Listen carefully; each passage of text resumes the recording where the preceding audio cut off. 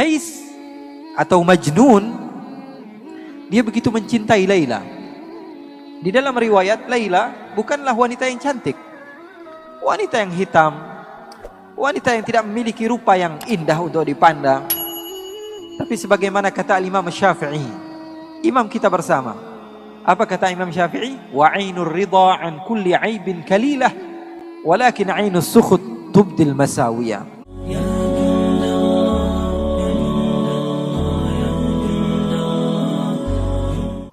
Alhamdulillah, saya bersyukur kepada Allah Subhanahu wa taala karena Allah Subhanahu wa taala memberikan kesempatan kepada saya untuk duduk bersama kalian semua. Semoga Allah Subhanahu wa taala menjadikan perkumpulan ini adalah perkumpulan yang penuh dengan keberkahan. Allah Subhanahu wa taala tidak mengharamkan kita dari syurganya Allah Subhanahu wa taala, dan saya mendapatkan banyak ilmu. Karena beberapa hari yang lalu saya masih di Singapura. Mungkin sekitar 4 hari yang lalu saya di Singapura. 3 hari yang lalu saya di Malaysia. 2 hari yang lalu saya di Palembang.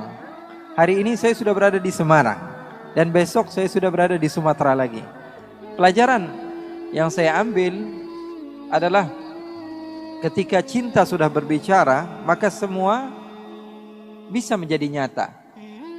Sahabat-sahabat Muslim dan komunitas-komunitas lain yang ada di Semarang, mereka banyak membantu saya, di antaranya sahabat Hijrah dan lain sebagainya. Banyak membantu saya di dalam berdakwah, seperti di Bandung beberapa waktu yang lalu. Maka panggilan cinta tersebut membawa saya sampai ke Semarang. Alhamdulillah, itu adalah pelajaran yang sangat bermanfaat. Oleh karena itu saya ingin memberitahu kepada kalian, kalau kalian ingin ibadah diterima oleh Allah, maka kuncinya satu. Kunci ibadah adalah apa? Cinta. Kunci ibadah adalah cinta. Tanpa cinta, maka seorang hamba Allah Subhanahu wa taala tidak akan pernah sampai kepada Allah. Maka bohong ketika salah seorang mengatakan bahwa dirinya banyak melakukan ibadah, akan tetapi dia tidak memiliki cinta dari hatinya di dalam beribadah kepada Allah Subhanahu wa taala. Saya teringat seseorang yang bernama Majnun atau Qais bin Mulawwah, yang sering diceritakan oleh sebagian orang dengan nama Majnun Laila. Tahu Majnun Laila? Majnun pecinta kepada Laila, seorang wanita yang di sebagian riwayat diceritakan wanita tersebut tidak cantik. Wanita tersebut tidaklah seindah yang dibayangkan banyak lelaki. Akan tetapi Majnun sudah cinta, dan kalau seseorang sudah mencinta maka matanya buta. Betul atau tidak? Betul atau tidak? Seseorang kalau sudah mencinta maka matanya buta. Salah seorang di antara kita sebagai contoh, cinta sekali kepada anaknya. Padahal anaknya nggak keren-keren banget, tapi setiap hari yang diupload siapa? Anaknya terus. Kenapa? Karena cinta. Bukan karena keindahan yang dimiliki oleh anaknya. Bahkan terkadang mata seorang ayah dan ibu berbeda dengan mata orang lain. Bagi seorang ayah dan ibu, seakan-akan anak dia adalah anak yang paling terindah yang pernah ada. Padahal di mata orang lain biasa saja. Banyak bayi yang sama. Banyak anak orang yang lebih indah, yang lebih tampan, atau yang lebih handsome, atau lebih cantik daripada anaknya. Betul atau tidak? Itu yang namanya cinta. Cinta sudah membutakan mata. Salah seorang di antara kita mungkin mencintai istrinya, atau istrinya mencintai suaminya, apalagi pengantin baru. Ngelihat wanita ini, atau wanita melihat laki-laki ngeludah aja dibilang cakep. Waduh, cakep banget cara ngeludahnya. Woi, ngeludah bro. Cara ngeludahnya dibilang cakep. Kenapa? Karena matanya sudah tersihir dengan yang namanya cinta. Cara berjalannya, cara minumnya, cara duduknya, padahal tidak ada beda dengan manusia lainnya. Tapi ketika cinta sudah berbicara, maka semua akan menjadi indah. Begitu juga ketika kalian sudah menjadikan Allah segala-galanya bagi kalian, maka kalian akan mendapatkan kenikmatan di dalam beribadah di jalan Allah. Qais atau Majnun, dia begitu mencintai Laila. Di dalam riwayat, Laila bukanlah wanita yang cantik, wanita yang hitam, wanita yang tidak memiliki rupa yang indah untuk dipandang. Tapi sebagaimana kata Imam Syafi'i, imam kita bersama, apa kata Imam Syafi'i? Wa 'ainur ridha 'an kulli 'aibin kalilah, walakin 'ainus sukhut tubdil masawiyah. Mata kalau sudah senang kepada sesuatu, maka mata tersebut akan buta. Semua yang dipandang adalah keindahan, walaupun keburukan jadinya indah. Begitu juga mata kalau sudah benci kepada seseorang, mata sudah benci kepada seseorang. Kita nggak suka sama teman kita datang ke masjid, teman yang kita nggak suka, paling kita ngomongnya apa? Wah, ini anak paling caper. Wah, ini anak paling pengen dibilang soleh. Wah, ini anak paling pengen dibilang orang yang baik. Padahal orang jelas-jelasan datang ke tempat yang baik, tapi karena kita tidak ada cinta kepada dia, tidak ada respect kepada dia, maka yang jadi apa? Hasilnya buruk. Oleh karena itu cinta adalah segala-galanya. Pesan saya, kalau ingin mendapatkan kekhusyuan di dalam sholat, di dalam beribadah, utamakan cinta. Setelah itu baru kamu lakukan segala hal dan kamu akan merasakannya dalam keadaan nikmat. Qais atau Majnun, suatu saat dia berjalan dan berjumpa beberapa orang yang sedang beribadah, sedang sholat. Beberapa orang yang sedang sholat.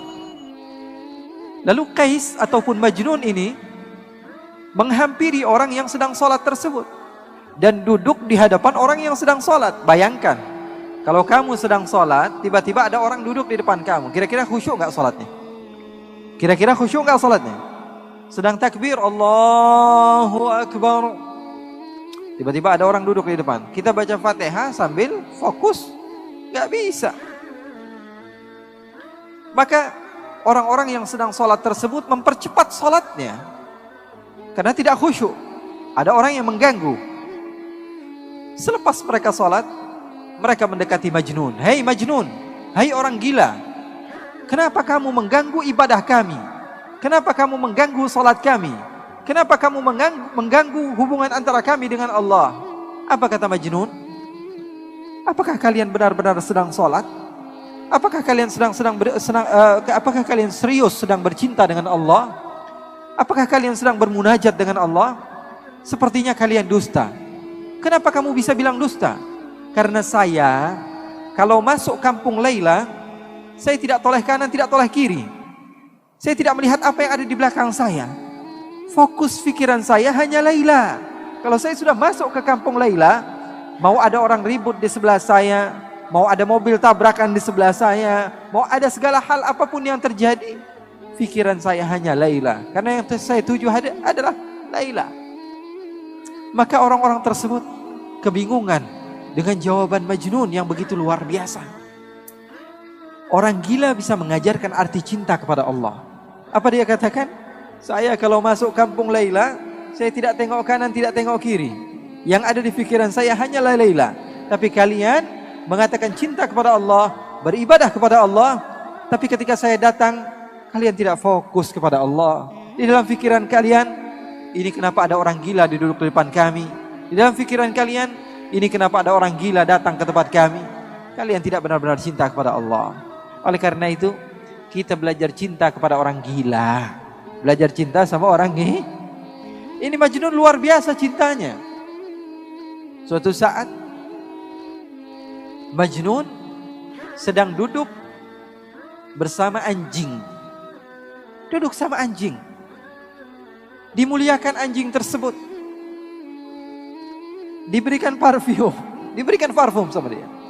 Dipakaikan pakaian. Kemudian dia memiliki roti, dia potong dua, yang setengah dia makan, yang setengah dia kasih kepada anjing tersebut. Ini orang gila wajar ya. Maka sebagian orang datang kepada Majnun dan mengatakan, hei Majnun, kamu ini tambah lama, tambah gila saja. Kenapa anjing kamu berikan setengah daripada harta kamu? Apa kata Majnun? Begitu indah Majnun mengajarkan cinta kepada kita yang tidak faham akan arti daripada cinta. Apa kata Majnun? Saya memuliakan anjing ini karena saya tahu matanya pernah memandang kampungnya Laila.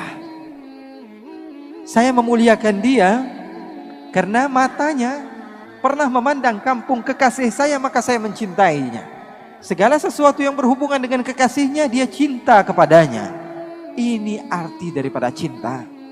Oleh karena itu ketika kalian mau mengagungkan Allah, mau bertakbir kepada Allah, kalian harus tahu hakikat ucapan kalian itu apa. Saya mengagungkan siapa? Cinta adalah segala-galanya. Dari cinta mampu seseorang menghasilkan mutaba'ah, pengikutan dan kesabaran. Makanya seorang ulama yang bernama Ash-Shibli, dia dipenjara. Lalu murid-muridnya datang.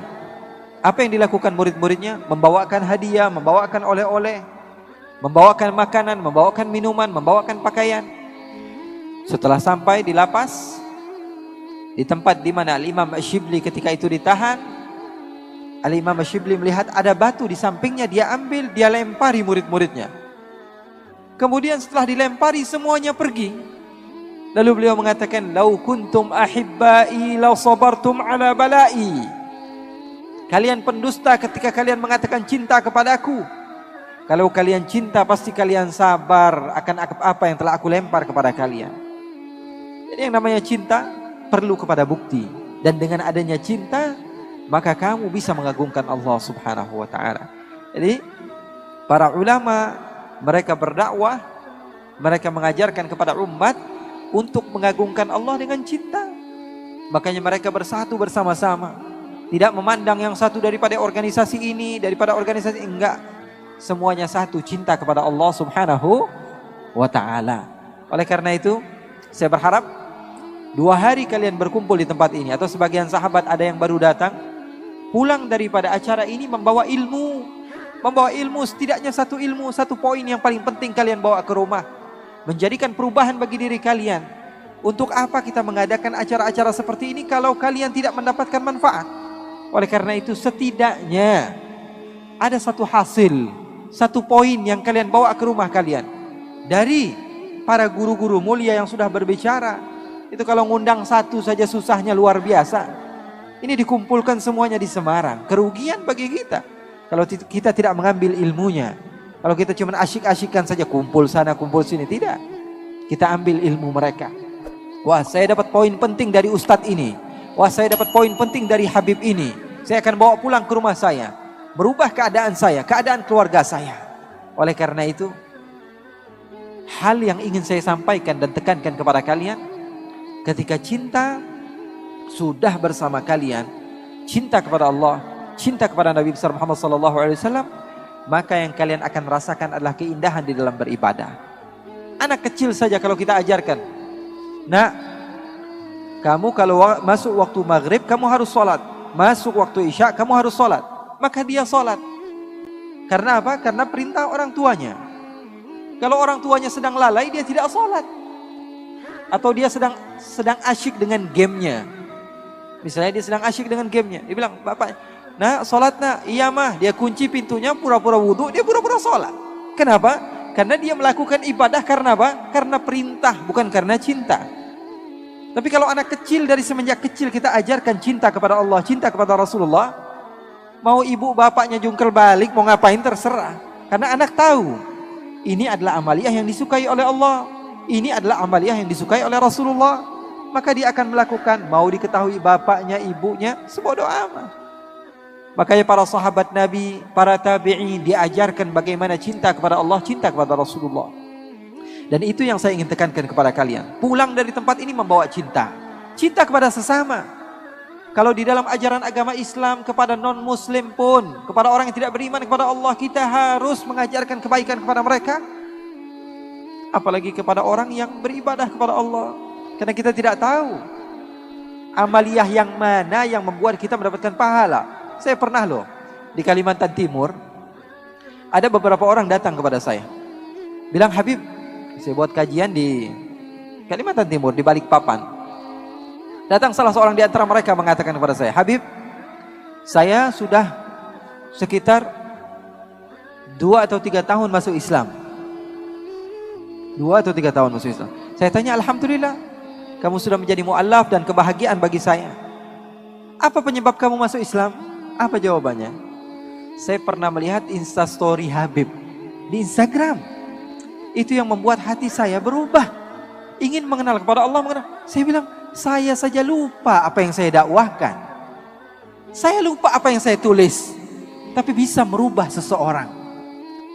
Karena kita tidak pernah tahu amalia apa yang kita apa yang kita buat sehingga merubah kehidupan orang.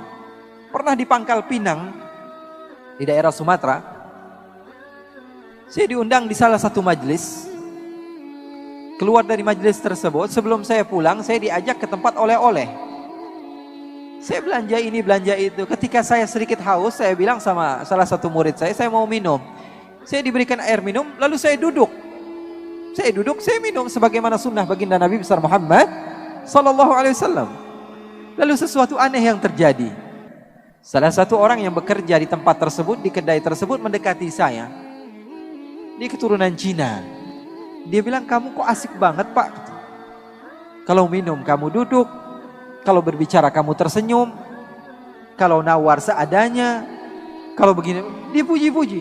Terus saya bilang, "Kamu orang mana?" "Saya orang asli sini, keturunan Tionghoa begini-begini." "Oh, kalau saya orang Islam." Ngomong biasa saja. Tiba-tiba sebelum saya pulang, saya sudah berada di mobil. Saya berhenti, saya panggil lagi dia. "Sepertinya kamu tertarik dengan agama Islam." Dia katakan, "Iya, Pak." "Ya sudah, kamu syahadat sekarang, kamu mau?" "Iya, saya mau." Kemudian dia syahadat. Dia bersyahadat. Dan dia mengesahkan Allah dan beriman kepada Rasulullah SAW. Kepada sesuatu yang saya lakukan, yang mungkin saya tidak sengaja melakukannya. Atau sesuatu yang biasa, kita anggap biasa. Update. Ya, walaupun sebagian di antara kita followersnya cuma 3 ya. Tapi update saja.